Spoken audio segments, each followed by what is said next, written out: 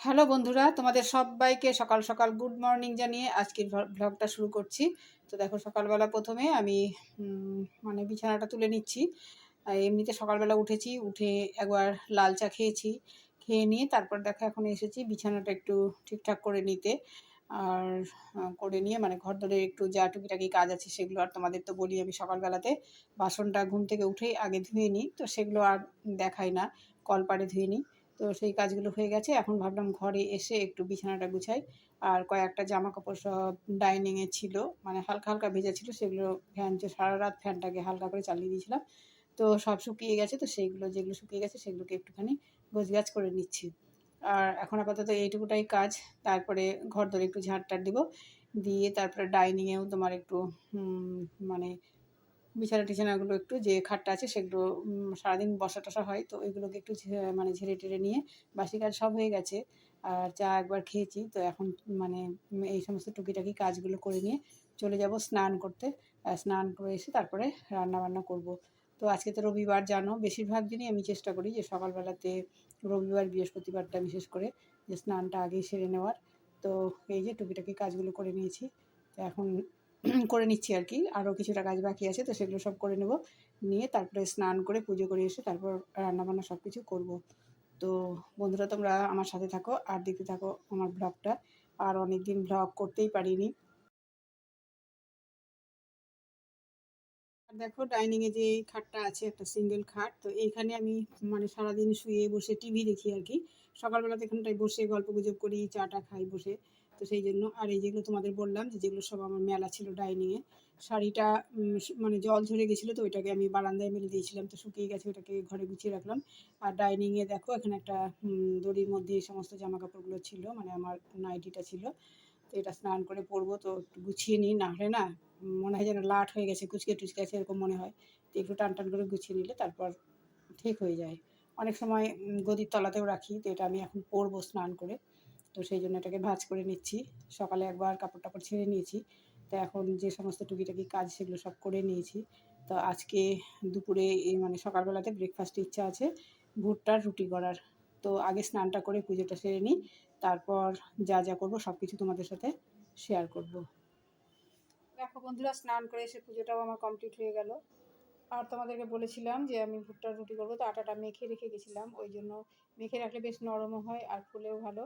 তো দেখো করে নিচ্ছি। এর মধ্যে মানে কিছুটা আটা, মানে সম পরিমাণ আর কি, অর্ধেকটা মানে ভুট্টার আটা, আর তার সাথে হচ্ছে গমের আটা, দুটো মিক্সড করে এই রুটিটা করি।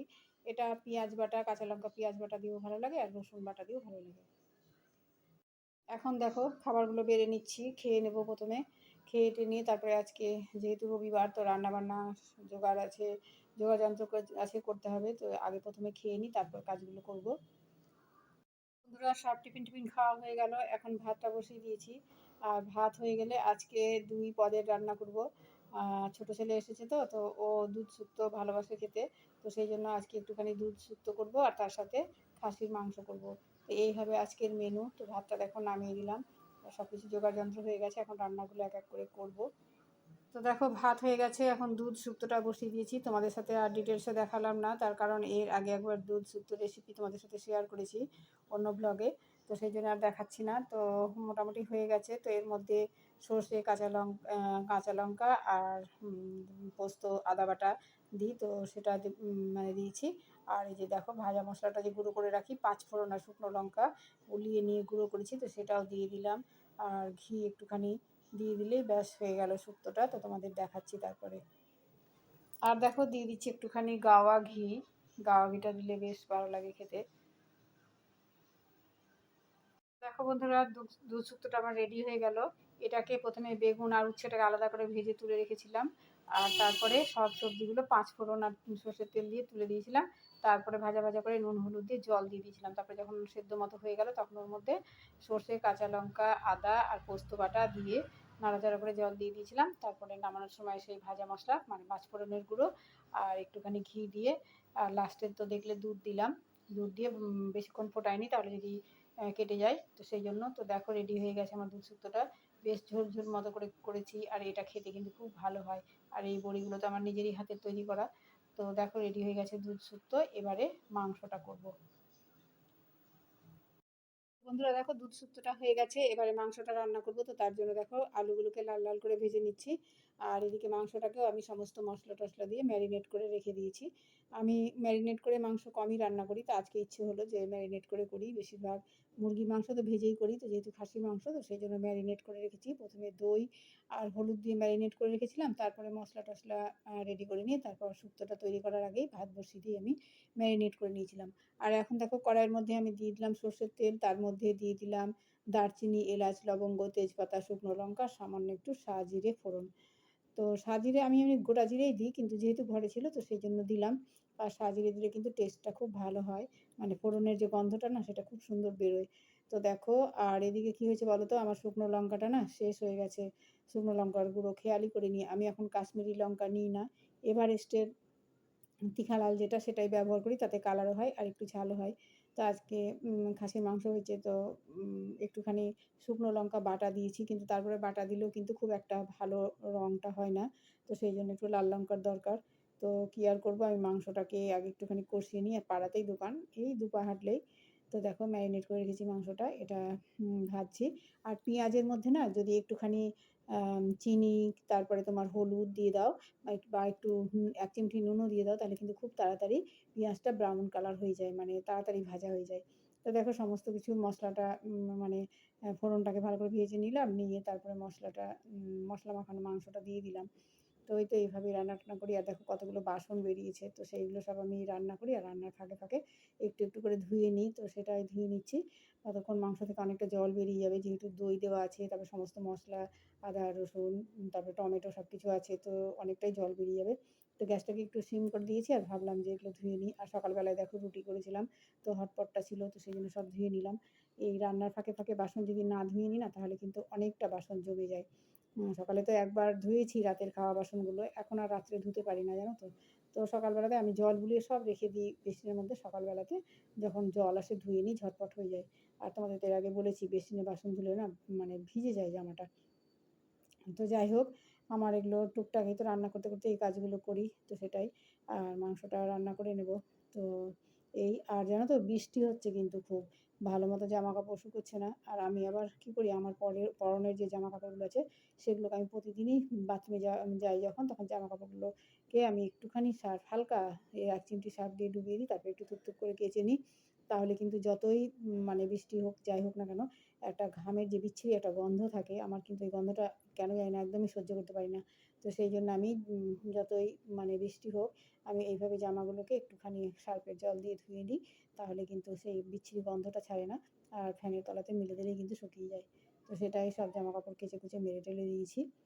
আর তো বর্ষার জন্য এখন আলাদা করে জামাকাপড় কাচ্ছি না, যেগুলো পরনের জামা সেগুলোই। আর দেখো কটা কাঁচা লঙ্কা দেবো ভেবেছিলাম পেস্ট করে, তো ভুলে গেছি, থেকেই গেছে টেবিলের ওপরে। তো কি করব, এখন ভাবছি যে একটুখানি গ্রেট করে দিয়ে দিই।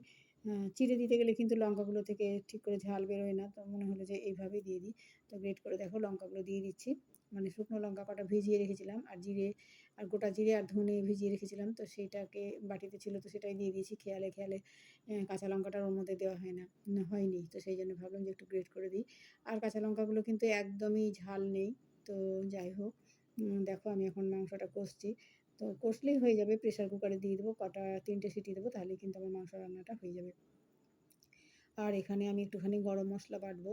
তো সেটাই আগে মাংসটাকে কষি, আর গ্যাসটাকে সিম করে দিয়ে তারপরে গরম মশলাগুলোকে বেটে নেবো। আর এই দেখো আমি অ্যা ছেলেকে আবার বললাম যে আমাকে একটু এনে দে। তো ও আবার বলল তিখা লালটা পেলাম না, সানরাইজের আছে, তো আমি নিইনি। সানরাইজের কালারটা খুব একটা ভালো হয় না। তো তিখা লালটা বেশি সুন্দর হয়। তো বলেছিলাম, ফোন করে বলল, "মা নেই, কি করব?" তো আমি বললাম, "তাহলে কাশ্মীরি লঙ্কা নিয়ে নে।" তো ও আবার একটা ছোট ২ টো পাউচ নিয়ে এসছে, ৳১০ করে দাম। তো আমি বললাম, "ঠিক আছে, এখন এগুলোই নিই। বর্ষার সময় না বেশি নিতে গেলে তোমার হাওয়া ঢুকে গেলে কিন্তু চাপ বেঁধে যায়। কারণ আমাদের কাশ্মীরি রেড চিলি পাউডারটা একটু ব্যবহার কমই হয়।" তো সেইজন্য বললাম যে ছোট্ট, ছোট পাউচগুলো নিয়ে এসতে, ২ টো নিয়ে এসছে। তো এই, আর এই যে দেখো মাংসটা এখন কষেছি, আর কষাতে কষাতে কিন্তু তেল ছেড়ে গেছে, দেখো বুঝতে পারছো কিনা, বেশ সুন্দর তেল ছেড়ে গেছে, আর গন্ধও বেরিয়ে গেছে। যতই বলো খাসির মাংসের গন্ধটা কিন্তু একদম অন্যরকম না, খুব ভালো লাগে। আর চর্বিগুলোকে আমি একটু কষিয়ে উঠিয়ে নিয়েছি, কারণ এখন আগেই যদি দিয়ে দিই না, তাহলে কিন্তু সমস্ত চর্বিগুলো গলে যাবে। তো দেখো দিয়ে দিলাম। এবারে আলুগুলোকে এর মধ্যে দিয়ে দেবো, দিয়ে 3টে সিটি দেবো, দিলেই কিন্তু আমার মাংসটা হয়ে যাবে। আর সিটি দিতে দিতেই বাসনটা মানে গ্যাস ট্যাসগুলো একটু মোছামুছি আছে, বাসন ধোয়ার আছে, আর আবার ছাদে জামা কাপড়গুলো রেখে এসেছি, তো সেগুলো নিয়ে আসবো। তো এই মানে রান্নার ফাঁকে ফাঁকেই আমাকে কাজগুলো সারতে হয়। যেহেতু এক হাতে সব করি তো অনেকটা সময় লেগে যায়, কিছু করার নেই, করতে তো হবেই। তো যাই হোক, এইরকম কাজের ফাঁকে ফাঁকে আমি করে নিই সমস্ত কাজ। তো রান্না মোটামুটি কমপ্লিটের দিকেই। তো ছেলেদেরকে বললাম তোরা স্নান টান কর, রেডি হ, খেতে দিয়ে দেবো। সবাই তো সবাই মিলে একসাথে খাবো। তোর বাবা বললো না, ওদেরকে আগে দিয়ে দাও, আমি পরে খাবো।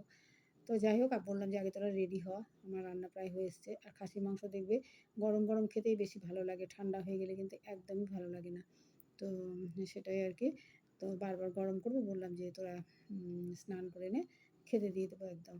তো এই হচ্ছে ব্যাপার। আর আমি এখন দেখো একটুখানি গরম মশলা বেটে নিচ্ছি, গরম মশলাটা দিয়ে দেবো, তাহলেই হয়ে যাবে মাংস রান্না। গরম মশলাটা বেটে নিলাম, এবার এটা প্রেসারে দিয়ে দেবো। আর রান্নাগুলোকে তোমাদেরকে দেখিয়ে দিই, যা যা রান্না করেছি সব খাবারগুলো বেড়ে নিয়েছি। তো দেখো হাঁড়িতে ভাত, আর এদিকে দেখো রাতের জন্য মাংস তুলে রেখেছি আলাদা করে বাটিতে। তো আমি রাতের বেলা মাংস খুব একটা খাই না, আমার হজম হয় না। আর এই যে এখন দুধ শুক্তো, এটা দিয়েই ভাতটা খাবো। এটা খেতে আমাদের বাড়িতে সবাই ভালোবাসে, আমরা তিনজনেই ভালোবাসি, আমি, আমার ছোটো ছেলে আর আমার হাজব্যান্ড, শুধু বড় খায় না। তো আর এটা দিনের বেলার সেটাই বেড়ে নিয়েছি। তো বন্ধুরা দেখো রান্নাবান্না সব তোমাদের দেখিয়ে দিলাম, এবার সবার জন্য ভাত বাড়ছি। তো এই ছোটোর জন্য ভাত বাড়ছি, তো দুধ শুক্তো বেড়ে নিয়েছি দেখো। আর এই যে ওকে বাটিতে মাংস দিয়ে দিচ্ছি, আজকে এই দুটোই পদ করেছি। আর আমি আবার প্রেশার কুকারটাকে একটুখানি জল বুলিয়ে না আমাদের জন্য একটু ওল সেদ্ধ করতে দিয়েছি, আমার হাজব্যান্ড বলেছিল সেদ্ধ করতে, ভালোবাসি, আমরা দুজনেই খাই, ছেলেপেলেরা খায় না। তো ওল সেদ্ধটা আজকে মানে ভাতে আমি দিই না, ভাতে দিলে ভাতটা নষ্ট হয়ে যায়, কালার কেমন বিচ্ছিরি হয়ে যায়। তো প্রেশার কুকারেই সেদ্ধ করি, তো সেটা দিয়ে দিয়েছি, ওদের খেতে দিতে দিতেই হয়ে যাবে। আর ওদের হয়ে গেলে আমরাও খেয়ে নেবো। তো বন্ধুরা আজকের ভিডিওটা এই পর্যন্তই, তোমাদের কেমন লাগলো অবশ্যই কমেন্ট করে জানিও, যদি ভালো লাগে তাহলে একটা লাইক দিও। আর যারা নতুন বন্ধু আমার চ্যানেলটা সাবস্ক্রাইব করোনি, তারা প্লিজ আমার চ্যানেলটাকে সাবস্ক্রাইব করে দিও। তাহলে বন্ধুরা আজকের মতো বিদায় নিচ্ছি, তোমাদের সাথে দেখা হবে আবার নেক্সট কোনো ব্লগে। ততক্ষণ পর্যন্ত তোমরা সবাই খুব ভালো থেকো, সুস্থ থেকো আর সাবধানে থেকো। তাহলে বন্ধুরা আজকের মতো টাটা, বাই বাই।